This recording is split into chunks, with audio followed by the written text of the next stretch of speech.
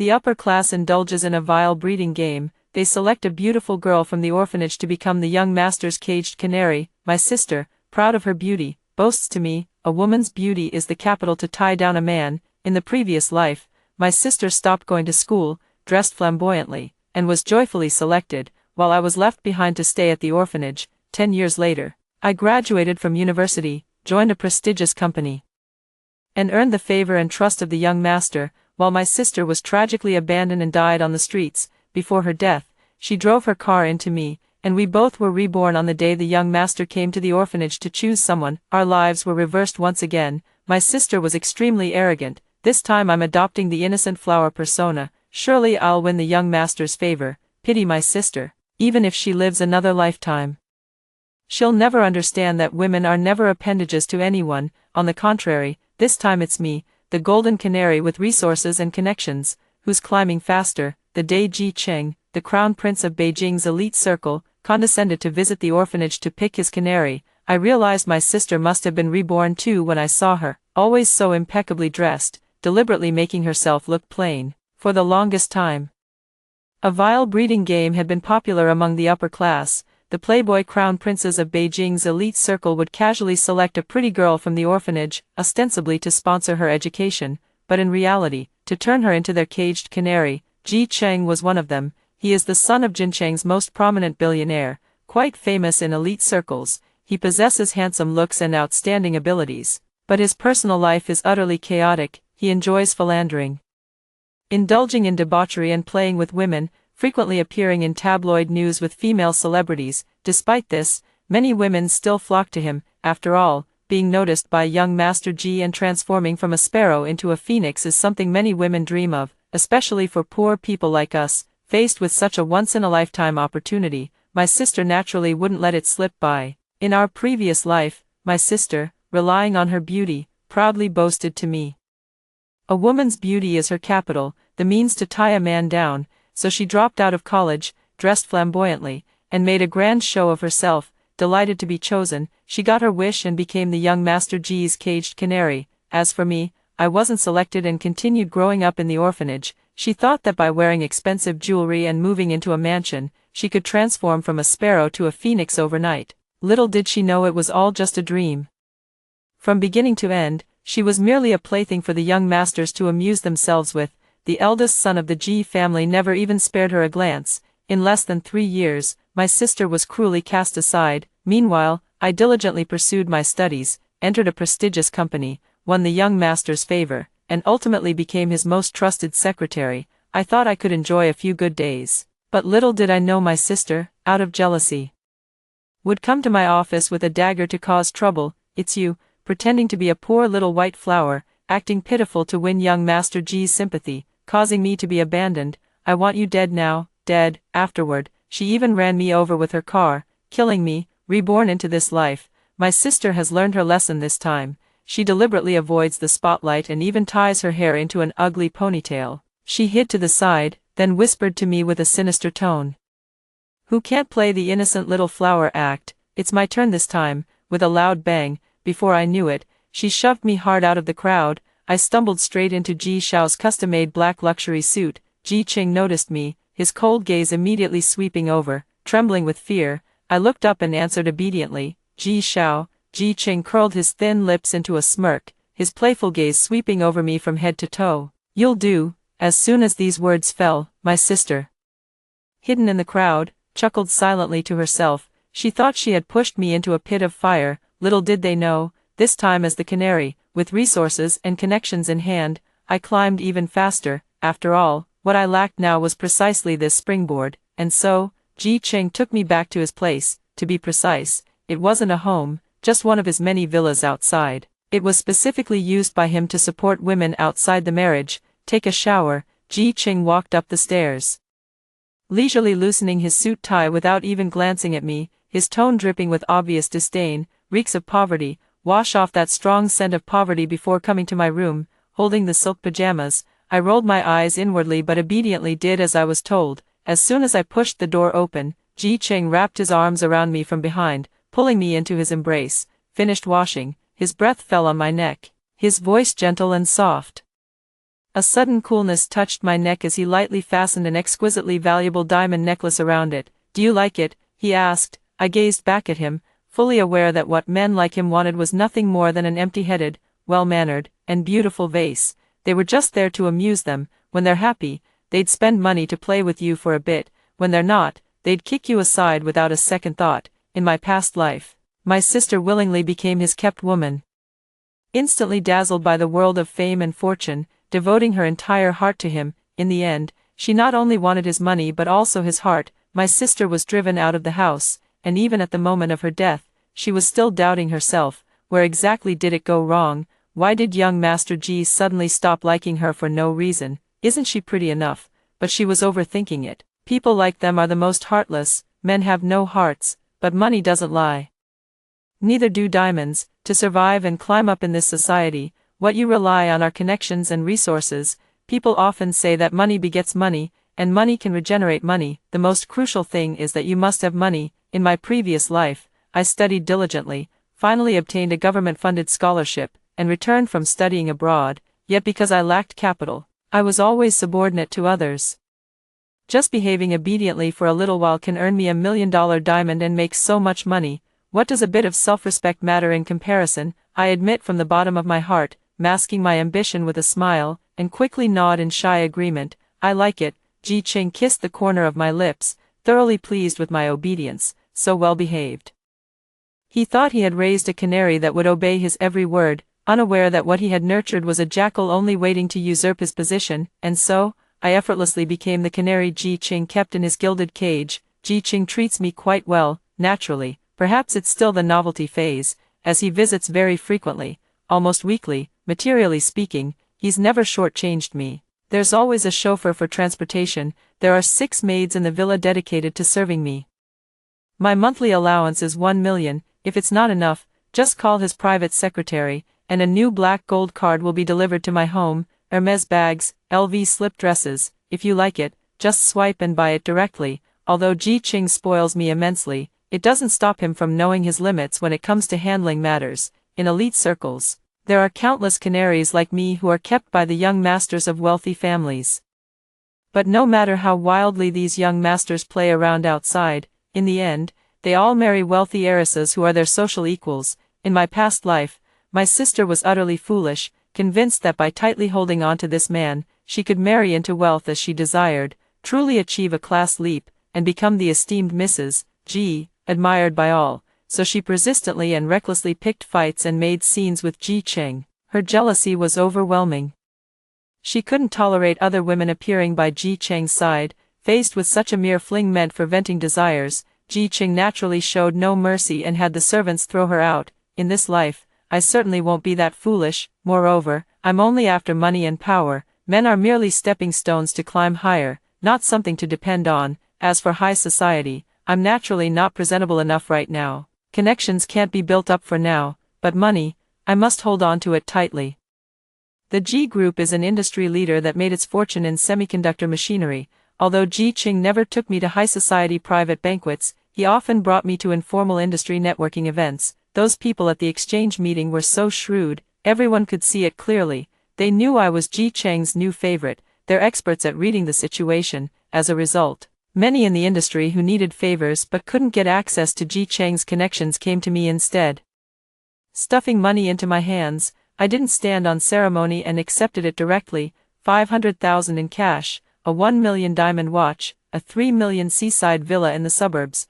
I refused none of it. I sold all the luxury brand bags Ji Qing bought me and converted them into cash. When I went out without a bag to carry, the wealthy wives of the suppliers who were currying favor with me were quick-witted and eagerly bought me the latest models. This forms a perfect closed loop. I converted all the assets they gave me into cash, and together with the existing cash, I saved it all. Half of the money was used to buy fixed investments to hedge against risks. The other half was used to purchase benchmark stocks in the semiconductor and power equipment industries. In my previous life, I studied business administration and had a keen sense for commerce. After learning basic business logic in university and conducting precise industry analysis, I was very optimistic about Nvidia and CATL stocks. Unfortunately, I had no money in my pocket. In my previous life, I stayed in the orphanage, where even survival was a struggle, let alone having money and resources. I burned the midnight oil studying, got into a top-tier 985 university, and after passing multiple rounds of selection and interviews, finally landed a job as the executive secretary assistant at a major corporation, became a high-end workhorse pulling 996 shifts every day. These high-end workhorses are the ones writing the company's project proposals, yet it's the boss who pockets all the profits, already 29 years old, and still earning less than 10,000 yuan a month. However, the minimum capital threshold for opening accounts on the SciTech Innovation Board, Stock Connect, options, and margin trading all starts at 500,000 yuan, not to mention buying stocks. There are profitable projects, but no capital. But now, got it, I counted the money in my account. And in less than 3 months, it had already reached nearly 10 million. I just sit back and watch the money grow. Having money brings a sense of security, to change one's social class. Besides money, brains are also essential. I seize every moment to study business knowledge every day. I attend university lectures daily, hoping to discover new business opportunities. Fortunately, after Rebirth, the knowledge remains in my mind. It wasn't too difficult to pick it back up, in the middle of the night. In the bedroom of the villa, sleeping soundly, the bed sank downward, followed by the scent of alcohol wafting in. The light turned on. I know, Ji Qing is back. Ji Qing walked into the bedroom, took off his white shirt, revealing his inverted triangle abs. I looked at him, my throat tightening. I have to admit, when it comes to looks, Ji Qing is truly unmatched. No wonder in my past life, he had my sister completely wrapped around his finger, but for me, money is far more important than looks. I feel nothing inside. He turned around, the scratches from a woman's nails clearly visible on his back. No need to think to know he's already had his fill elsewhere, just stopping by here temporarily with me. I smiled faintly, lowering my head as if I hadn't noticed. Ji Qing sat on the edge of the bed, skillfully lighting a cigarette. He looked at me with an intensely aggressive gaze, his eyes carrying a hint of scrutiny. Then he reached out to pinch my cheek, his tone dripping with affection. "Why aren't you jealous, little one?" I knew all too well, his question wasn't born from genuine affection for me. It was simply part of the cruel games played in their elite circles. These pampered heirs of wealthy families spend their days scheming against other men in business, maneuvering through power plays. When I get home, I just love keeping a few more canaries. It's like when people feel irritable and play with birds. Just give them a little money, and they'll go crazy for you. Competing for your attention, the whole world revolves around you alone, treating you like a god. Only then can he find an unprecedented sense of conquest and achievement in this haven of tenderness. Seeing that I didn't respond, he smirked rakishly and casually placed his palm on my fair hand. He looked up at me. "I heard you studied business at a 985 university, and your grades were quite good." I nodded nervously. He suddenly pinned me down on the bed, his tone teasing. "Maybe you should switch to another school to study painting." My heart skipped a beat. Did he suspect something? I've always dressed very simply, partly because I had to focus on studying and didn't have time to dress up, and partly because I'd sold most of the luxury clothes he gave me, keeping just 1 or 2 pieces. Ji Qing's eyes held a playful glint as he looked at the woman. These hands would look beautiful painting. Learn to paint first, then take up ballet. He gripped my waist, his smile wicked, whispering low in my ear, "That way, we can try more positions in bed. Enough to break your waist. Go to hell." I tried my best to refuse, but suddenly remembered something else, curving my lips. A mischievous thought arose as I wrapped my arms around his waist. "Sure."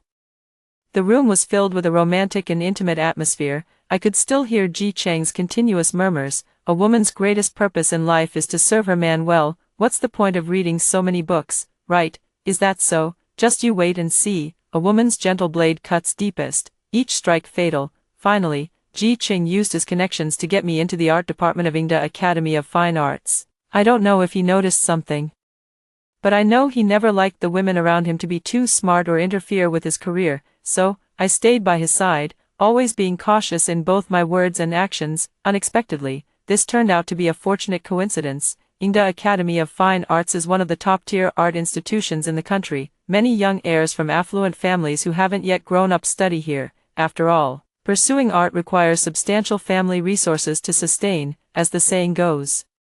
Any value that cannot be utilized by me is worthless. If you have the ability, then use it. If you lack ability, then borrow arrows with straw boats, employ clever tactics. In my previous life, I studied hard and overcame numerous obstacles just to major in business administration. The goal is simple: I want to go into business, I want to start a company, I never want to be this poor again. But dreams are beautiful, while reality is harsh.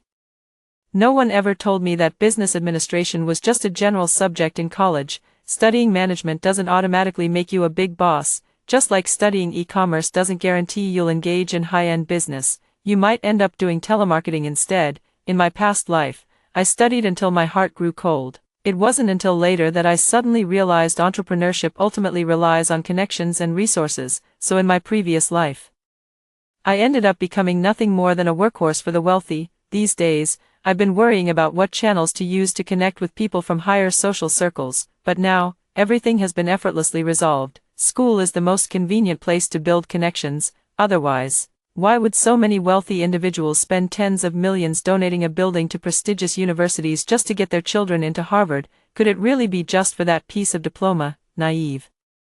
Ji Cheng and I each had our own hidden agendas. With my own goals in mind, I decisively dropped out of my previous 985 university and enrolled in an art college. I just didn't expect that on the first day of school, I would unexpectedly run into my sister, Shirley, at the entrance of Ingda Art Academy. My sister was hiding in a corner, watching me step out of Ji Cheng's luxurious Rolls-Royce Phantom. She deliberately waited until Ji Cheng had left before stepping forward. Shirley eyed me with hatred, scanning my minimalist yet high-end outfit from head to toe, her tone dripping with sarcasm. Well, I never thought you'd actually become a kept woman. In my past life, I was far more glamorous than you, wearing Bulgari necklaces worth millions. But don't get too happy too soon. Young Master Ji will abandon you shortly. Haven't you heard? He already has many women outside. He'll quickly grow tired of your type. You can't hold on to his heart. Pointing confidently at herself, she declared. Only the pure white lotus female lead qualifies. As she spoke, she began swiping through her phone screen. I don't know where she secretly took these photos, but they're all pictures of Ji Cheng smiling while embracing various women. Looking at her, I just think my sister is truly foolish. Her mind is completely occupied with thoughts of love and romance. Even after being reborn, she still foolishly tries to grasp a man's genuine heart. Class is an insurmountable chasm that can never be crossed. In my previous life, I wasn't chosen by Ji Cheng and remained in the orphanage. To escape poverty, education was my only way out.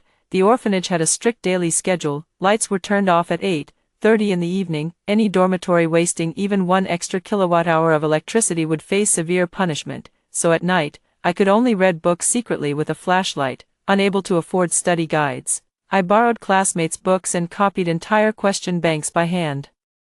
I kept copying until my hands ached and my pen ran out of ink. Too poor for bitter coffee, I pinched my thigh hard instead, drew blood but wouldn't let myself sleep. Day after day, year after year, that's how I finally reached Ji Cheng's side. This lifetime, my sister stayed behind at the orphanage. She couldn't bear the slightest hardship of studying. Moreover, she didn't have as much natural talent for academics as I did, so, in this lifetime, she only managed to graduate from a junior college. With that level of education, she couldn't even meet the minimum requirement to enter the G Corporation. Still dreaming of having any connection with the CEO of G Corporation, it's nothing but a fool's delusion. However, in this second life, my sister has become smarter and understands the principle of achieving goals through indirect means. She knows that Ingda Academy is filled with the wealthy heirs of high society, so she deliberately chose to attend a junior college near this school.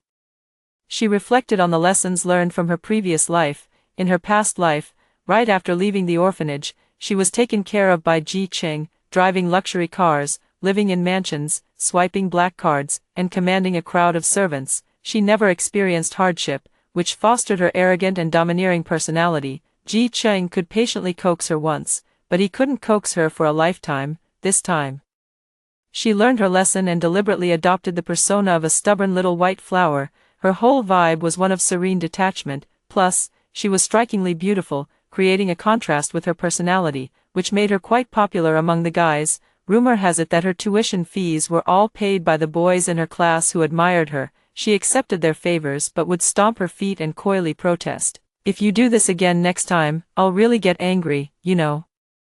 I've never been one to accept handouts. The boys were utterly enchanted by her aloof demeanor and had no choice but to secretly support her, rent an apartment for her, stuff money into her hands. While enjoying it, she curses, don't you dare insult me with your filthy money. I may be poor, but I'm poor with dignity.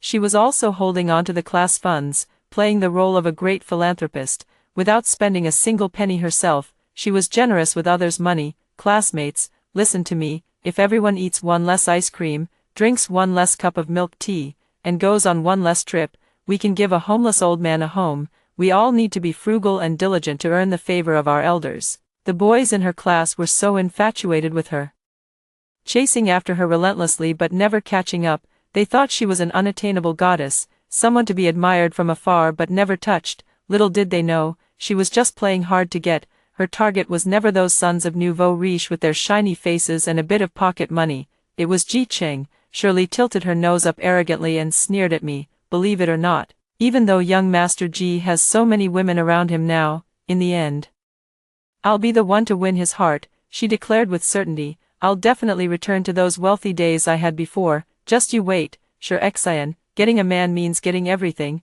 I will conquer him. I couldn't help but laugh at her words. Oh really? Then let's wait and see. I ignored her and walked straight into the Ingda Academy of Arts under her dagger-like gaze, my backpack slung over my shoulder, and gradually stepped into the circle of high society. She was seething with hatred. In her previous life, Shirley's life philosophy was, men conquer the world, while we women only need to conquer men. I am someone who never takes detours, because I choose to conquer the world directly. After all, fate is in my own hands. I arrived at the classroom. This class follows a small class system, with only a little over 10 students. However, all the classmates are either wealthy or noble. The younger brother of popular actress Luo Yi, the youngest daughter of real estate tycoon Jiang Nangua, and the second son of telecom giant Zhang Nan are all studying in this class. Under the scorching gazes of everyone, I found my seat and sat down. So you're Sir Xian? I was packing up my books when I heard someone call my name. I looked up to see a handsome face with an unruly expression. It looked very familiar. He is Gu Yu, the younger brother of Ji Cheng's arch-rival Gu Yanji. The Gu Group is also a leader in the semiconductor industry and has always been a competitor of the Ji Group. Gu Yu is fortunate by birth. His father, Chairman Gu, has 3 children. Gu had an elder brother who excelled in business and bore the family responsibilities, as well as a sister who sacrificed herself by entering a strategic marriage to expand the family's ventures. As the youngest member of the family, he was exempt from any obligations. His only role was to idle around, living off the family fortune as a carefree young master. Lacking academic talent, his father sent him off to this art school. I was a transfer student. When I first entered the classroom, everyone kept their distance, but he was the first to warmly and proactively greet me, for no other reason than that I was recruited by Ji Cheng. Though I'm merely a canary Ji Cheng keeps outside, insignificant, but the fact that Ji Cheng could openly send me to art school proves that in his heart I still hold some weight. Nowadays, the whole society operates on personal connections. The Gu and Ji families often had business dealings with each other. Gu still possessed this bit of emotional intelligence. His special consideration for me was also a way of showing respect to Ji Cheng. Classmate sure, welcome. Gu politely extended his hand toward me. In my past life, when had I ever seen such a humble smile from him? In their circle, Gu had always been the troublemaker, his cold expression perpetually stern. Whenever he saw me, his secretary, he would always look down his nose at me, as if saying one more word would make me seem like I'm groveling. Due to business dealings, I've had several interactions with him. He never remembers my last name. Gu slipped his hands into his pockets and asked nonchalantly, "Oh, you must be Secretary Wang, Secretary Zhang, Secretary Li, the one always by President Ji's side." In my heart, I'm cursing like hell, but on my face, I'm all smiles. For that monthly salary of 8,000 yuan, my backbone straightened long ago has already been broken. I humbly replied, "Young Master Gu, I'm Secretary sure." He wore an expression of haughty disdain, not even bothering to look me in the face, his arrogant demeanor crushing my self-respect. "What kind of surname is sure? Why not just call yourself shit? Ha ha ha, that name sounds even better." I felt so humiliated I wanted to crawl into a hole. Indeed, what does a mere secretary like me amount to in his eyes? What does politeness count for in the face of power? People just treat others differently based on their status. Since entering school, Gu has been quite considerate toward me. He's the school's top bully. Because of him, everyone's attitude toward me visibly improved. In recent days, I could clearly sense his low mood. I heard that last week he took his girlfriend to Paris and missed the final exams. In the past, he failed every single exam. He's now so audacious that he didn't even show up for the final exams. In a fit of anger, his father immediately froze his bank card and made him attend classes during the day while studying family business management at night. Every week, he has to present a business analysis report to his CEO brother, or else he'll be transferred to the overseas company in India before graduation. His father was decisive and uncompromising. This time, he was truly furious. This left the spoiled heir, who had only known indulgence since birth and didn't even know what a PPT looked like, utterly distressed. You grumbled incessantly in the classroom every day. I'll help you write it. I eagerly stepped forward to offer my assistance. You know how. He looked at me with skeptical eyes. I patted my chest confidently and said, of course, I've been by Ji Cheng's side for quite a while now, so I've picked up a thing or two. I blinked my eyes and continued to sweet-talk him. Another benefit of me helping you write it is that my skills are mediocre, so your brother would never suspect that you hired someone else to do it for you. That big dummy suddenly looked enlightened and then burst into hearty laughter. Sure, Xian, you've really done me a huge favor. Don't worry, from now on, I've got your back. I laughed along with him. In my previous life, I spent a full 8 years at G Group, gradually climbing my way up to become a member of the G Group Board Secretariat.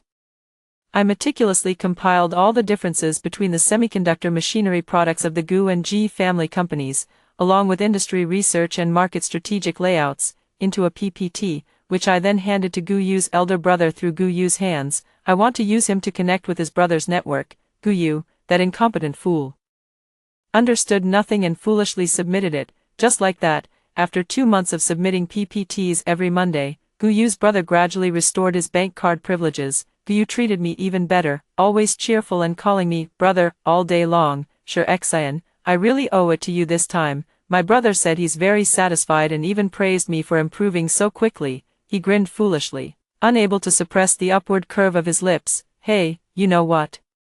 My brother actually asked if there was a diligent new classmate who helped me improve so fast. He told me to bring you home to play. Outwardly, I remained expressionless, but inwardly, I was secretly delighted. His brother, this big fish, has finally taken the bait. His brother, Gu Yenji, is a seasoned player in the business world, extremely shrewd. How could he not know that this PPT was guided by someone else? Moreover, explaining the current organizational issues of his arch-rival G Enterprises, so clearly is certainly not something just anyone could do. He would never miss out on this talent. My opportunity has finally arrived, because I've been buried in helping Gu Yu with his PPT lately, trying to hook Gu Yenji, the big fish. I've known very little about my sister's situation. The next time I heard news about her was from the fantasies of the rich second-generation male classmates in our class. Male classmate, hey, do you guys know Shirley? The freshman from the mechanical engineering department next door. That girl is seriously gorgeous. After saying this, he still seemed unsatisfied, smacking his lips lecherously. Another male classmate chimed in, gorgeous she is, but also seriously stuck up. Damn it, can't chase her, no matter how hard you try. Offered her 50,000 yuan a month to be a sugar baby, and she still wouldn't do it. Then offer her 100,000. The male classmate laughed. My mom only gives me 100,000 in pocket money a month. If I give it all to her, how am I supposed to survive? He tilted his head and suddenly changed his tone. But if I can win her over, it'll boost my reputation in this university town. So what if I have to tough it out for 2 months? It turns out that during this time, my sister's persona of being as serene as chrysanthemums had become wildly popular throughout the entire university district. She was already naturally beautiful, the kind with striking and radiant looks. Now, adopting the delicate and sweet persona of an innocent flower created a stark contrast, which only drew more attention from men. Jin Shennan, the second son of the giant Jinxing property, nudged Gu Yu's elbow and said with a mischievous grin, Brother Gu, what do you say? Wanna give chasing that girl a shot? Gu Yu slightly raised his head, twirling a cigarette between his fingers, his tone wild and unrestrained yet brimming with confidence. Sure. Why not? Chase her for a couple of days, before the uproar caused by my sister among men could settle down. Our school's official blog exploded. Turns out it was my sister who reported me across schools using her real name. Sure, Xian from Class 3 of Ingda Art Academy's freshman cohort is a kept woman for money, tarnishing the image of modern independent women. Ingda Art Academy's counselor's office. I have no idea what tricks my sister Shirley is trying to pull, at this moment. She held her head high, as stubborn as an aloof white lotus flower. She spoke eloquently to the counselor. Sure, Xian comes from an orphanage, and as soon as she entered society, she became a wealthy man's canary, chauffeured around in luxury cars. As independent and self-reliant women of the new era, we absolutely shouldn't behave like this. She has tarnished the reputation of your prestigious school. The G Group holds shares in this school, as a humble worker. The counselor naturally knew whose side to take. Moreover, wait, who are you? Are you even from our school? The counselor sighed in exasperation, showing no courtesy as she roughly pushed Shirley out the door. Get out, get out, get out, get the hell out of here right now. If you don't leave, I'll have someone throw you out. How dare you cause trouble at our school? In her previous life, Sure Xian flaunted the title of Ji Cheng's canary with great pride. Who dares to provoke her? Everyone else treats her with utmost respect. She's never experienced such treatment before. Pushed roughly, her tone weakened awkwardly before she turned back, bluffing. Any member of society can report this. We women must unite against this behavior. I'm not afraid. I'm afraid of no one. The counselor rarely speaks up. They're both single. What's wrong with a man willing to spend money on a woman? Who are you to judge? You're insane. The argument between the two instantly drew many classmates over to watch the commotion. Seeing the crowd, Shirley immediately became more aggressive. She forcefully stopped the counselor from pushing and shoving, standing at the door and launching into her grand speech. Then we women should be even more independent and not spend so much of men's money. Moreover, she pointed at me and spouted her man-pleasing rhetoric. Sure, Xian should really look inward. Why couldn't Ji Cheng stay devoted to loving just one woman for his entire life? Isn't it precisely because there are so many homewreckers like her in society, destroying other people's relationships? In this world, men can never be at fault. The ones who are always wrong are those women who constantly covet other people's husbands. My sister still naively believed that Ji Cheng abandoned her in their past life because of me. As soon as she finished speaking, the surrounding boys looked at her with admiration. The girls around her just thought she was out of her mind. I couldn't help but laugh and snapped back. Shirley, you've really taken fawning over men to a whole new level. Trusting men is even less reliable than believing in Qin Shi Huang. You preach morality day after day, putting on this facade of being indifferent to worldly affairs, yet you have your admirers pay your tuition fees. How impressive. Shirley was rendered speechless by the accusation. Get lost. The counselor had no patience with her and gave her a kick. Don't touch my goddess. Numerous male students cried out in distress, gathering around Shirley like devoted admirers. At this moment, Ji Qingzhua emerged gracefully from the crowd. He was impeccably dressed in a suit, with striking good looks. The counselor was so startled that he hurried over with quick steps, bowing respectfully and saying, President Ji. I stood rooted to the spot, simply watching him. Come to think of it, it seems like Ji Cheng and I haven't seen each other for quite some time. Our eyes met for only a brief moment. He tilted his head slightly, gave me a cold glance, then averted his gaze. Leaning against the doorframe, he smiled. I heard him say, I'm looking for Shirley. The crowd went wild. Ji Cheng took Shirley's hand in front of the watching classmates, coaxing her gently. Little one, are you still angry? Anyone could see the affection and tenderness in Ji Cheng's eyes. Little did they know, Ji Cheng treated countless women with the same ambiguity and tenderness. The crowd erupted. Holy shit, no wonder Goddess sure didn't give us the time of day. Her man is CEO Ji. Forget it, forget it. A goddess truly deserves a god. We mere mortals aren't worthy. Ji Cheng carried Shirley away right in front of me, their eyes locked in an intimate gaze.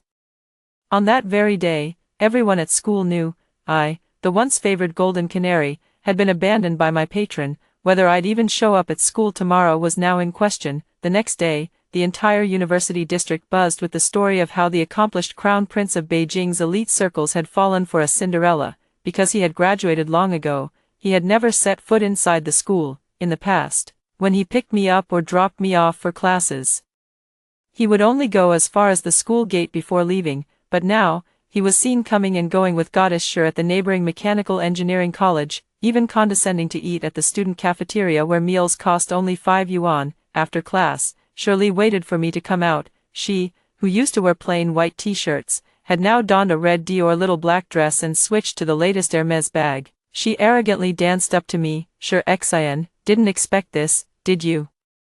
I reported you on purpose, and that day I deliberately picked a fight with you. I wanted to blow things up. I wanted Ji Qing to know that a pure and innocent female lead like me would never share a man with another woman. I want everyone to know you've been dumped, didn't I tell you, in this second life of mine, when it comes to fighting for a man, I'll never lose to you, he won't come looking for you again. She patted my cheek, utterly pleased with herself. You're out of the game. Little sister, truth be told, I should have realized from the day Shirley showed me those photos that she'd been secretly keeping tabs on Ji Qing all along. In a school parking lot filled with luxury cars, how could a suddenly parked shared bicycle not attract attention? To catch Ji Qing's attention, Shirley even applied for a janitorial position at the university town's property management school, and she only cleaned the area near the school gate every day after watching Ji Qing see me off. She would start hovering around him. Ji Qing showed great interest. Look up and let me see. Shirley held the broom, deliberately striking the most pitiful pose. Ji Qing, this playboy, immediately took the bait and commented, quite pretty. Ji Qing handed her a tip. She immediately started acting. Sir, I can't accept your money.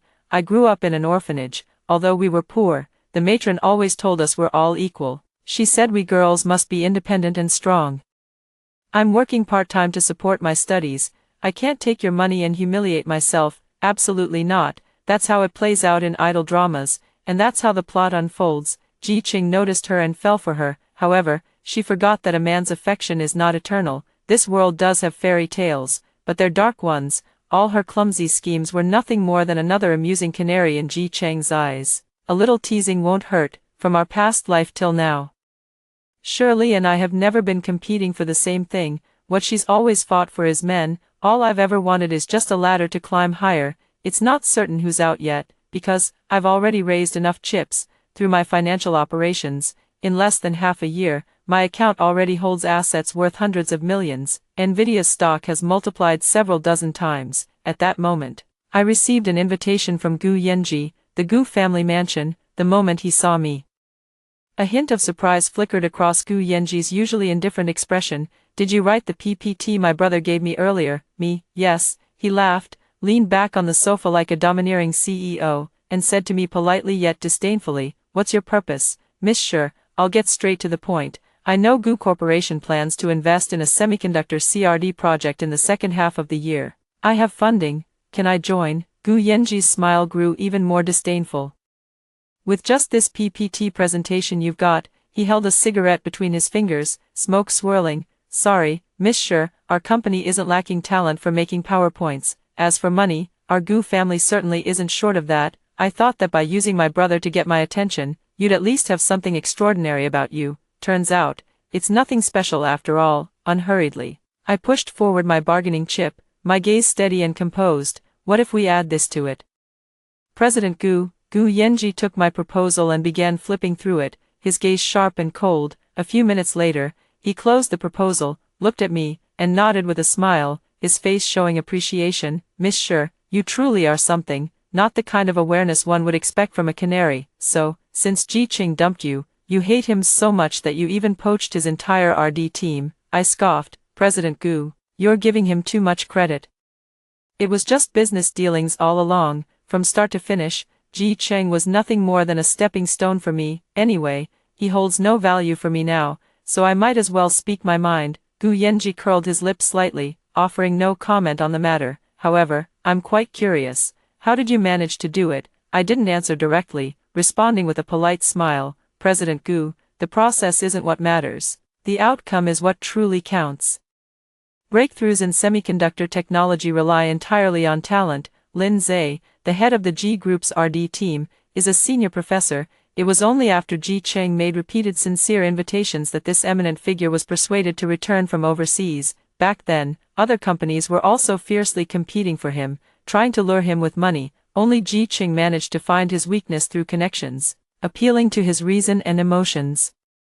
Professor Lin's sole wish was to build a research university in his hometown, Ping County, to benefit the local people. Ji Qing lied to him, saying he could help make it happen, but as fate would have it, the land in Professor Lin's hometown wasn't in the Ji family's possession. It just so happened to be owned by the Gu family, with favorable timing, geographical convenience, and human harmony. Failure is hardly an option this time. Gu Yanji acted swiftly.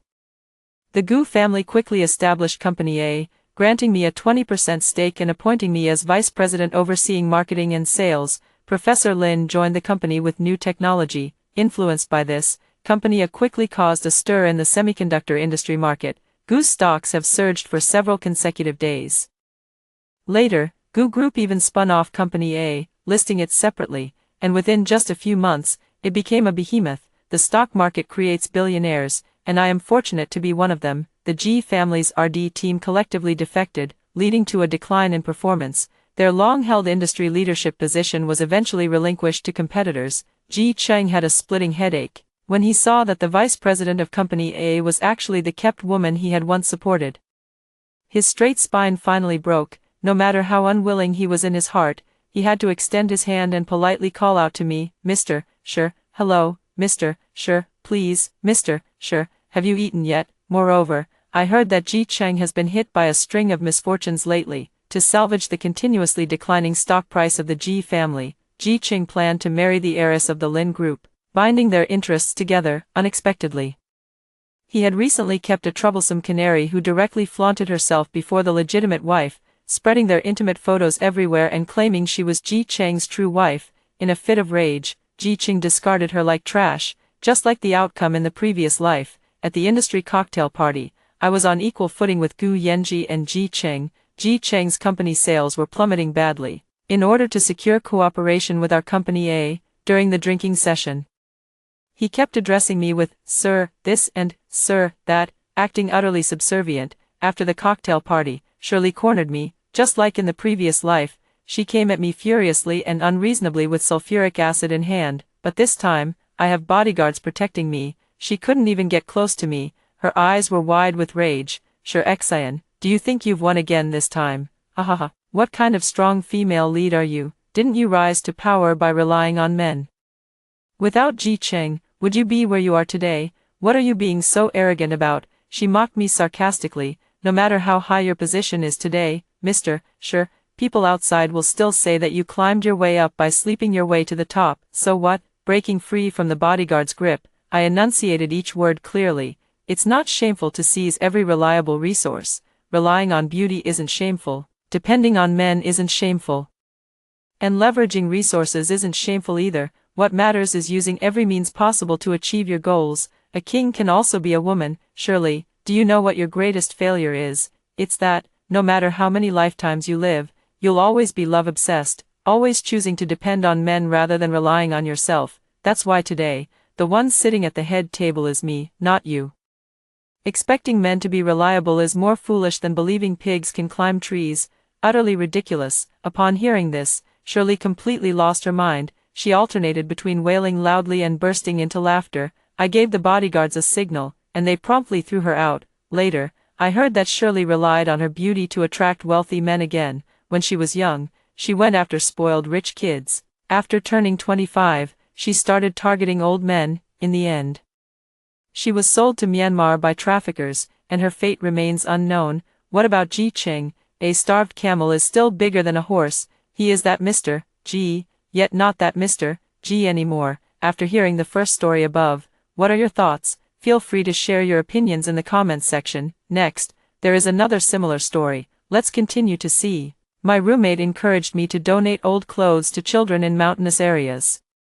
But I turned around and put the clothes of a sick beggar into the donation box, because I knew that in this old box, a transfer of fortune would occur. Those with high luck would pass it on to those with lower luck. In my past life, my roommate took all my good fortune this way. She could casually scratch a $5 million lottery ticket, get confessed to by the top student and heartthrob, and even be spotted by a famous director while resting on the roadside, chosen as the leading actress. Meanwhile, I chipped my tooth while eating, got hit by a car while walking, and my uterus inexplicably prolapsed and fell out, with my period delayed indefinitely. Finally, on the night my roommate won the Best Actress award, she tearfully announced in public that she had been bullied by me, her roommate. For years at school, I was instantly thrust into the spotlight, with my reputation in tatters after being exposed for multiple abortions. Extremist netizens even tracked me down and set me on fire, leading to my death. When I opened my eyes again, I had been reborn. Since she wanted to swap fortunes with me, I'd make sure she got exactly what she wished for. and then some. Ning Ning, our club is organizing a charity donation event where you can get a volunteer certificate. I signed you up too. Zhang Shuiying placed a box of old items in front of me, looking at me with a reproachful expression. You're not a member of our club. And I went through a lot of trouble to secure a donation spot for you. You must treat me to a big meal at noon to properly thank me. The familiar voice rang in my ears, and my body trembled as I realized I had truly been reborn. Seeing that I remained silent, many classmates around me began to speak sarcastically. Jiang Ningning, one of your outfits costs as much as 100 of ours, yet you wear them only once before throwing them away. Could it be that you'd rather waste them than show some kindness? Zhang Shuiying just donated her best outfit. How come the richer someone is, the darker their heart becomes? In my past life, under this kind of moral pressure, I publicly placed my code into the donation box just to prove myself, but from that day on, my luck took a turn for the worse. I kept having accidents and ended up in the hospital every now and then. To make matters worse, despite not even having a boyfriend, I was diagnosed with a miscarriage. Meanwhile, Zhang Shuiying seemed to glow more radiantly with each passing day, even becoming an internet sensation hailed as a lucky charm. At this thought, I spoke up. I never asked her to sign me up. If any of you want to donate, go ahead. This is the first time I've heard of needing qualifications just to donate something. Zhang Shuiying's expression froze, her face instantly flushing red. She quickly covered the donation box, clearly unwilling to let anyone touch it. I've already secured the spot for you, and now you're turning me down. Where does that leave my dignity? Don't you have a perfectly good jacket right there in your desk? She grew more agitated as she spoke, even shedding a couple of tears. Even someone as poor as me is willing to offer my best piece of clothing. Ningning, why do you have to be so selfish? Just then, the counselor happened to witness everything from the doorway. With a stern expression, she stepped in and snapped, everyone should learn from classmate Zhang Shuiying. Donating some old clothes won't kill you. Starting a conflict over this and making a classmate cry is truly embarrassing for our department. Jiang Ningning, no lunch for you today. Go run 10 laps around the playground at noon. Find someone to supervise her. Don't let her stop. The class erupted in loud jeers. Some boys deliberately shoved me hard from behind, and I fell to the ground unprepared, scraping my knees until they bled. Everyone watched coldly, and even the counselor turned a blind eye. Without saying a word, I got up from the ground and walked straight out, heading to the student life department where Zhang Shuiying was. The moment I opened the door, I loudly asked the teacher from the student life department, classmate Zhang Shuiying mentioned that your department recently launched a charity donation drive, and she even helped me apply for donation eligibility. Is this true? The on-duty teacher from the student life department was stunned. What donation drive? Since when do you need eligibility to donate? I've never heard of such a thing. I nodded and emphasized my tone. So, all of these were lies told by Zhang Shuiying. The teacher frowned.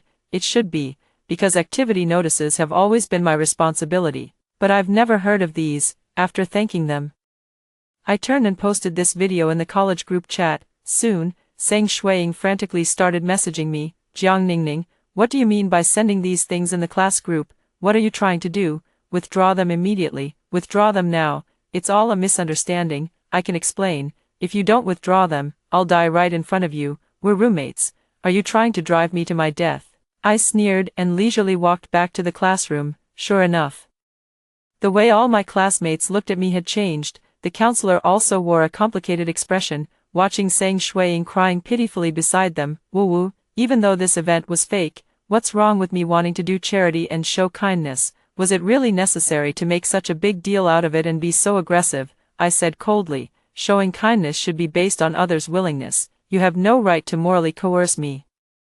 I merely revealed the truth and you're crying like this, yet I didn't say anything when I almost had to run 10 laps at noon. Enough, the counselor slammed her hand on the table. This matter ends here. Although Zhang Shuiying's approach was wrong, her intentions were good. No one is allowed to spread this outside, or don't blame me for giving her disciplinary action. Her words were directed at the whole class, but her cold gaze was fixed solely on me. Suddenly, I remembered, in my past life, when I was slandered with scandalous rumors on trending searches and begged her to issue a statement in my defense, she not only heartlessly refused but also seized the opportunity to start a social media account, live streaming to expose my true colors, making a fortune in the process. I really want to ask right now, is this kind of person even qualified to be a teacher? Teacher, since you're so kind and generous, why don't you take the lead and donate some clothes first?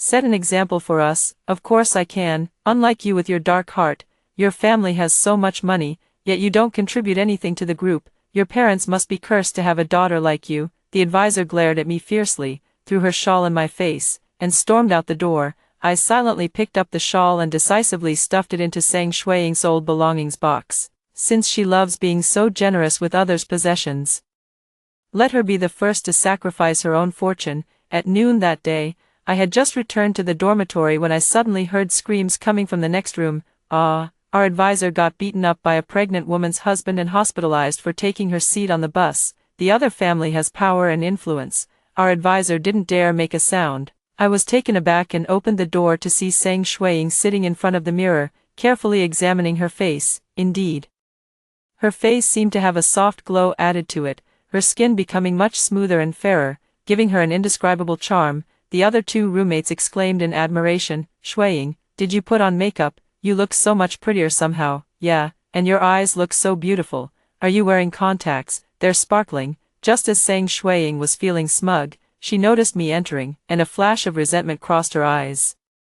She then raised her chin and spoke to me in a condescending tone. "Ningning, your behavior this morning disappointed me, but since we're roommates, I'll let it slide. I've already donated the things you don't need for you. No need to thank me. I'm magnanimous enough to let go of our lunch date too." My breath hitched, a sense of foreboding washed over me. I rushed to my cabinet only to find the drawer open, the scarf and gloves inside gone without a trace. "How dare you go through my things without my permission?" I rushed over and grabbed Sang Shuiying's wrist. "Give it back to me, now, or I'll call the police." Sang Shuiying struggled desperately, her voice shrill. "I thought you didn't want it anymore since you left it there. It's so shabby and smells weird. Do you think I'd bother taking it? I was just trying to help you earn volunteer points. How can you be so ungrateful?" The other two roommates quickly came over to break up the fight. All right, it's not a big deal. Jiang Ningning, your stuff did smell bad sitting there. Shuiying was just trying to be nice by donating it for you." "Exactly, Jiang Ningning. If you had kept your things properly locked in your drawer, would Shuiying have accidentally taken them?" They knew Sang Shuiying was petty and loved stirring up trouble behind people's backs, but since I was easygoing and didn't want to become her next target, everyone chose to side with her, seizing the moment.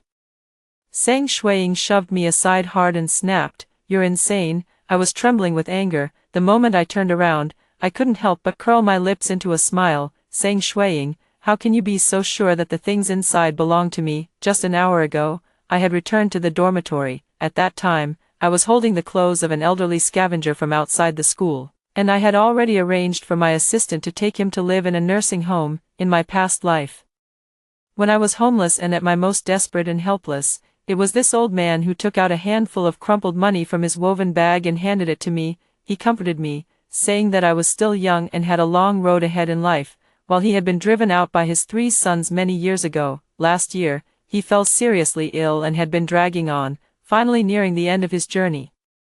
He said this cheerfully, "For us poor folks, closing our eyes is the only relief. Medical treatment is too expensive. I dare not go to places like hospitals, but child, you mustn't give up. You're still so young, you must live on." That day, I watched him stand up shakily with his woven bag on his back, crying uncontrollably, and today, I finally stood before him again, meeting the old man's puzzled gaze. I said earnestly, "Grandpa, I want to give you a brand new life, free from illness." Before afternoon class, I was carefully reviewing my textbook in the classroom when suddenly the door was pushed open, and a group of young men in student council uniforms walked in. "Discipline department checking attendance. Please respond when your name is called." The young man in the center had deep brown short hair, handsome and striking, standing out prominently. The badge on his chest read, "Discipline Department Head, Du Hengchuan." "Wow, he's so handsome. It's Senior Du. Help. Does he have a girlfriend? I really want to chase after him." "Oh please, a handsome guy like him has high standards. We're just ordinary people." Amidst the surrounding whispers, Sang Shuiying murmured dreamily in my ear, "You don't like Senior Du too, do you?" Before I could react, she stood up directly and walked onto the podium under everyone's gaze. Approaching Du Hengchuan, she said in that uniquely sweet and soft voice of a young girl, "Senior Du, I forgot to check in just now. Could you help me make it up?" The boy gazed at her face and smiled slightly. "Sure." Sang Shuiying dawdled through signing in, then sat down beside me triumphantly, her eyes brimming with provocation. "Ningning, He just whispered in my ear that I'm really pretty. I didn't comment either way. After all, in my past life, this had been Sang Shuiying's first love. Unlike Du Hengchuan's outwardly cold and abstinent demeanor, this guy was a complete scumbag. After they got together, they spent every day renting rooms off campus. Sang Shuiying even openly talked in the dorm about skipping protection a few times, leaving me blushing furiously, yet she remained as light and carefree as ever, while my stomach inexplicably developed stretch marks. I was constantly nauseous and vomiting, drawing strange looks from classmates. Later, Sang Shuiying entered the entertainment industry and became an instant sensation. On the very day she opened her Weibo account, I bled heavily beneath me. When I went to the hospital for a checkup, the doctor told me I had actually had a miscarriage. At the time, I couldn't make sense of it, but after dying once, I finally understood. Under the influence of the old belongings box, all the misfortunes that should have befallen Sang Shuiying were transferred to me instead. She was the one who got pregnant, and she was the one who entered the entertainment industry to have an abortion. Yet all the consequences manifested solely in me. You've got to go a little wild in your youth. Sang Shuiying sighed meaningfully and said, you've got to have a good romance with a handsome guy to make it worthwhile. Youth is meant for madness. I nodded emphatically and added, I support you, Shuiying. You should definitely go all out. Soon after, Sang Shuiying and Du Hengchuan announced their relationship on social media, and the news spread rapidly throughout the entire college. The two then moved out of the dormitory and rented an apartment off campus to live together, even skipping classes altogether. Although Sang Shuiying inexplicably blocked me, I could still learn about her recent life through my roommate's discussions of her social media posts. Oh my god, Shuiying has such incredible luck. She actually won the lottery, 2 million yuan. The two of them rented a huge luxury apartment, and I heard the rent is over 10,000 a month. Ugh. I'm so envious of Shuiying's life. Holy crap. Shuiying posted on her social media that she was approached by a director while shopping. He said her image and temperament are perfect for the female lead in his movie. Shuiying is about to become famous. I pretended to pour water and went over to take a few glances. Sang Shuiying's social media feed is now decorated like a socialite's, filled with designer bags, high heels, jewelry, and elegant afternoon teas. With each photo receiving hundreds of likes and comments. Sympathetically, I clicked open the counselor's social media feed. Her family had just launched a crowdfunding campaign. She had fallen heavily while going to the bathroom at night, hitting the back of her head and landing in the ICU. I knew the counselor's luck was about to be completely drained by Sang Shuiying. So, what comes next? Hey, Jiangningning. Shuiying and Senior Du are together now. What do you think? My roommate abruptly shifted the topic to me. What do I think? I'll sit and watch. In my past life, Sang Shuiying stepped on my head to claim 5 million, but that money was quickly squandered by her and Du Hengchuan's reckless spending. Having experienced a life of luxury and extravagance, Sang Shuiying naturally had no desire to return to ordinary days with Du Hengchuan. She began to look down on him, and the two frequently argued and broke up. It's got nothing to do with me. I returned to my own bunk bed, and for some reason, my roommates burst into meaningful laughter. During afternoon classes, Sang Shuiying, who had been absent for days, returned, accompanied by Du Hengchuan. She's become much prettier than before and brought many exquisite pastries to share with everyone, except there wasn't any portion for me. Amidst the excited cheers of classmates, she walked up to me, raised her chin, and said, I know someone has been secretly in love with my H1. Too bad H1 likes clean girls and wouldn't fancy certain someone. The sarcasm in her words was quickly picked up by others. Clean? What do you mean by that? Sang Shuiying smiled. You know exactly what I mean. These days, no guy would like a girl who messes around and gets herself pregnant, right? Jiangningning. Sang Shuiying, what nonsense are you spouting? I slammed my hand on the table and stood up. First, I never liked Du Hengchuan. Second, what do you mean by messing around? You better explain yourself clearly. I never expected my two roommates to stand up and say, still saying you don't like Senior Du. Shuiying already told us and even blocked you. If you weren't guilty, why didn't you take the initiative to clear up the misunderstanding after finding out she blocked you? I think you're just insanely jealous and figured out of sight, out of mind, right? Du Hengchuan expressed his stance with disgust. I'm a man of taste. Even if I were blind, I wouldn't fancy her. The classmates burst into laughter, while Sang Shuiying smugly tossed her hair, her eyes lingering on my abdomen. I still need to discuss specifics with the director and don't have time to indulge your nonsense here, Jiangningning, if you don't want others to know. Then don't do it yourself. It doesn't matter if you refuse to admit you're pregnant now. In a few months, your belly will show, and then you won't be able to hide it no matter how hard you try." As soon as she finished speaking, she turned to leave. I rushed forward to grab her, but Du Hengchuan shoved me to the ground. "Our Shuiying is about to become a star. Who do you think you are, daring to lay hands on her? Get lost, humiliated." I lay sprawled on the floor, surrounded by mocking laughter from all directions. "Ha ha ha ha." Jiang Ningning's spring fever got brutally slapped. She actually had a crush on her roommate's boyfriend. If it were me, I'd want to crawl into a hole right then and there. Isn't the real bombshell that Goddess Sang said she's pregnant? I gotta admire her nerve for still showing her face here. She seemed so innocent, but turns out she's been playing dirty behind the scenes. So disgusting. I've never even seen her with a boyfriend. Was she hooking up with some shady off-campus creep? Don't tell me it's some old man. She always dresses so well. Was she spending some sugar daddy's money? What a disgrace. My voice was completely drowned out, with no one caring about the truth, only immersed in their imagined revelry. Just then, a message from my assistant came through on my phone, saying that the doctor had just examined the old man and found signs that the cancer cells in his body were actually disappearing on their own. My heart pounded violently. Sang Shuiying, your days of bliss are coming to an end. For the next while, wherever I went, people would point and whisper about me. I simply moved out of the dorm and focused on preparing for the upcoming final exams. I blocked out all the noise from the outside world and concentrated on my studies. Waiting for the truth to shatter these rumors, I heard that Sang Shuiying's social media updates had also stopped. Everyone in the class group was speculating whether she had signed some confidentiality agreement with the director. At that time, I was accompanying the old man through his rehabilitation training. His health had improved significantly, and he was almost ready to be discharged from the hospital, looking radiant and full of life. So, one can imagine the situation with Sang Shuiying. Finally, the final exams arrived. This time, the exam halls were organized by class. Just as everyone was cramming last minute, a chubby girl wearing sunglasses appeared in the classroom. "Who's that?" Her arrival sparked quite a bit of chatter. "Must be lost. Never seen her before." "Hey, classmate, I think you're in the wrong place. You're not from our class, are you?" Yet the girl kept her head down and sat in a seat, tightly covering the label on the desk to prevent anyone from seeing who she was. I was sitting in a corner with my eyes closed, trying to relax, when I suddenly overheard someone whispering in front, "Look at her belly. It's obvious she's pregnant." Could that be Jiang Ningning? It must be. She's been staying outside all this time, probably to take care of her pregnancy. Looks like the older man has been taking good care of her. She's gained so much weight.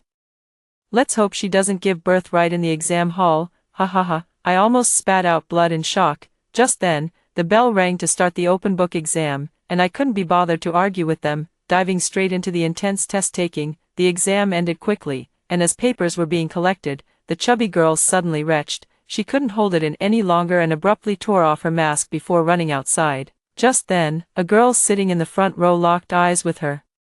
The girl's expression instantly turned utterly terrified, and she shakily raised her finger. "Goddess Sang, are you pregnant?" This statement caused an uproar in the class, and everyone rushed to the overweight girl's seat to see. The name displayed clearly showed she was Sang Shuiying. Holy shit, wasn't it said that Jiang Ningning was the one who got pregnant? Yeah, wasn't Jiang Ningning the pregnant one? Could the name tag be wrong? Hey. I stepped forward, deliberately patting my flat stomach. "To all those who spread rumors about me being pregnant, it's been months now. I dare you to say it again." The entire class's jaws dropped, their mouths gaping wide enough to fit an egg. Immediately, those who knew Du Hengchuan texted him asking what was going on. Du Hengchuan only replied coldly, "We broke up long ago. None of this has anything to do with me. She must take responsibility for what she chose to do."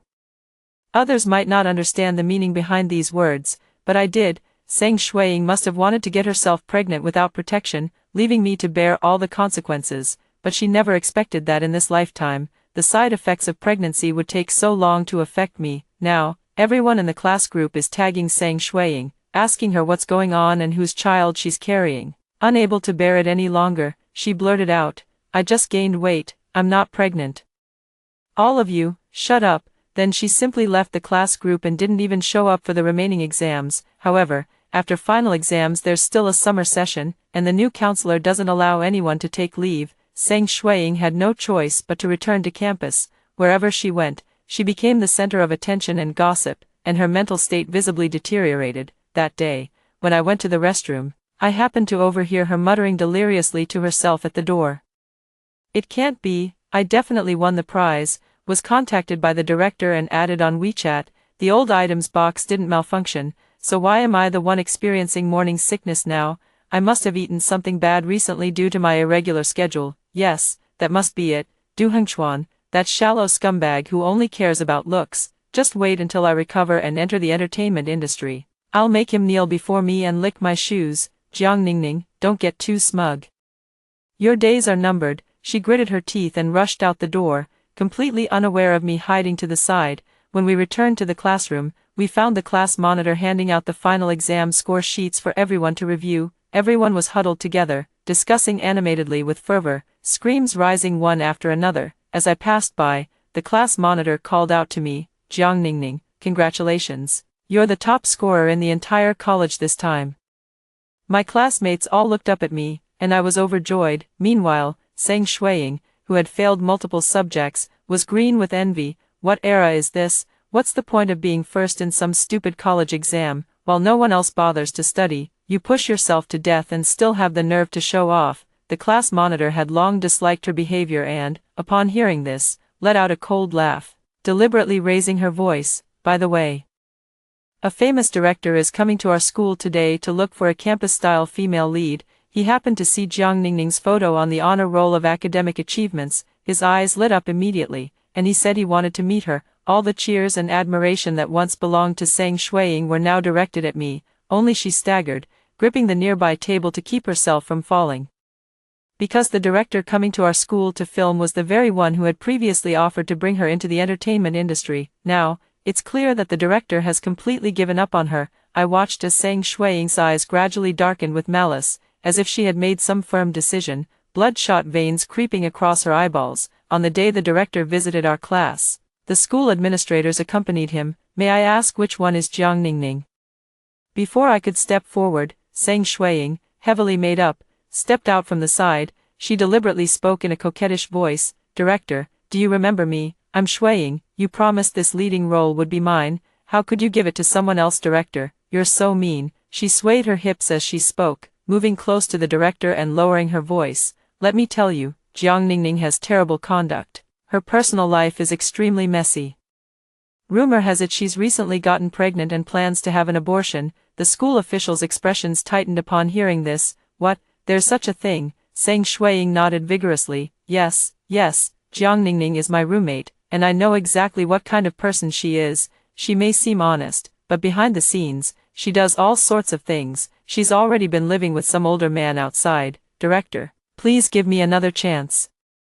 I've just gained weight recently from overeating, but I'll slim down very soon." However, the director just looked at her with disgust. "You need to be responsible with your words. You don't fit my character requirements and are already out of the running. No amount of harassment from you will change that, and I ask you not to slander other students because of it." I also stepped forward and said loudly, "I'm aware that rumors about me have been circulating lately." Initially, I chose not to respond, believing that innocence needs no defense, but now, these rumors have severely disrupted my life. I've reported this to the police and contacted a lawyer to initiate legal proceedings. I turned to Zhang Shuiying. "We're supposed to be roommates. I don't understand why you're so determined to drive me into a corner. Is it really just out of jealousy? What a joke. Who do you think you are to accuse me of being jealous of you?" My words seemed to ignite Zhang Shuiying like dynamite. She rushed up to me, pointing at my nose and screaming, "It's you who's jealous of me dating the school heartthrob. You're the one spreading rumors that I'm pregnant when I'm clearly not. You shameless bitch. How dare you even show up for this audition? The sight of you makes me sick." Exhausted from her tirade, she suddenly flashed me a vicious grin, lowering her voice so only I could hear. "So what if I'm the one who's pregnant? Jiang Ningning, I took abortion pills before coming here today. Believe it or not, soon, you'll collapse in front of everyone and bleed to death." She didn't give me any chance to react, turning to the classmates and shouting loudly, "Of course, I have solid evidence for what I'm saying. According to reliable sources, someone took abortion pills, but everyone knows that taking them at this stage of pregnancy will have severe consequences. Soon, she'll be trapped by her own actions." With massive bleeding from her body, a girl in the front row stood up and screamed first. the terrified voices of teachers and students filled the entire hall. A large pool of blood spread beneath Zhang Shuiying, and even when a fleshy mass fell out, she still couldn't face reality. She firmly believed that no matter how much she struggled, misfortune would inevitably befall me. Her face twisted in pain. Yet she still struggled to crawl toward me, clutching my clothes desperately. Why? Jiang Ningning, why are you unharmed? It should have been you who ended up like this. What went wrong? I was supposed to be the luckiest child of fortune, destined to enter the entertainment industry and become a superstar. What exactly went wrong? Her nails dug into my skin as she slowly slid down, no longer able to support herself. Because, the clothes you took from my drawer that day, they were never mine to begin with, I whispered, admiring her expression growing increasingly horrified. But rather, it belongs to an old man with a terminal illness. Thank you, Zhang Shuiying, thank you for absorbing all the mentor's luck, allowing this kind old man to have a happy and healthy twilight years. The moment I stood up, a large mouthful of blood gushed from her mouth. The entire room erupted into chaos, with classmates and teachers rushing to call an ambulance, and I locked eyes with her through countless silhouettes. Just like in our past life when she arrived at the scene to relish my misery as I perished in flames, all the rumors collapsed on their own. It was Zhang Shuiying who got pregnant and had the abortion. It had absolutely nothing to do with me, but why would she do this? Du Hengchuan stepped forward and provided everyone with the answer. He said Zhang Shuiying was mentally unstable, always muttering strange things to herself, and constantly jealous of my family's wealth. Having repeatedly said she wouldn't let me have an easy time, I'm sorry, Jiang, I was deceived by her and momentarily confused, saying such things publicly. Looking back now, it must have all been her spreading rumors. You really never pursued me, and you probably wouldn't even look at someone like me. He kept his head down while saying this, not daring to meet my eyes. Because I had successfully passed the audition and was personally chosen by the director as the female lead. Instantly becoming the talk of the entire school, the campus forums and confession walls are now flooded with support for me. Everyone says I've brought honor to our school, and I am truly the deserving campus goddess. Jiang, to make up for my mistake, may I treat you to dinner tonight? Don't worry, I mean nothing else by it, just hoping to improve our relationship. Du Hengchuan suddenly spoke up. I laughed. In front of countless classmates, I tilted my head slightly. Senior Du, did you just break up again? I seem to remember you've dated over a dozen girlfriends, and Zhang Shuiying even got pregnant and had an abortion because of you. With all that going on, how do you still have the mood to treat me to dinner? Du Hengchuan's face darkened, and the surrounding classmates began whispering disapprovingly. Just then, a sharp, piercing voice came from behind us. Du Hengchuan, you bastard. You got my daughter pregnant and made her have an abortion. You have to take responsibility. Don't even think about leaving without paying 2 million. My daughter is lying unconscious in the hospital, and you still have the nerve to stand here. Go take care of my daughter right now. Your Du family will pay for this even if it bankrupts you. It was Zhang Shuiying's parents. Instead of focusing on raising money for their daughter's treatment after she collapsed in the hospital, their first reaction was to seize this opportunity to extort a huge sum.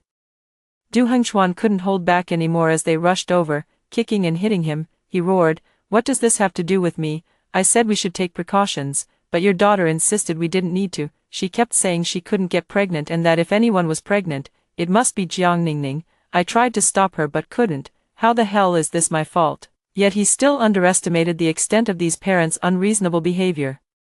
Parents who could raise a daughter like Zhang Shuiying were certainly no saints. Zhang's father kicked Du Hengchuan right in the crotch, shouting furiously, "You'll never have peace for the rest of your life. Your Du family must take responsibility for this, or I'll make sure your whole family pays." But what does any of this have to do with me? I turned around and strode forward under the sunlight. I don't need to be some chosen one by fate. I just want to take one step at a time and walk steadily through my own life. After hearing the 2 stories above, what are your thoughts? Feel free to share your opinions in the comments section. Looking forward to hearing from you. If you liked this story, don't forget to like it, share it, and subscribe to my channel. See you next time.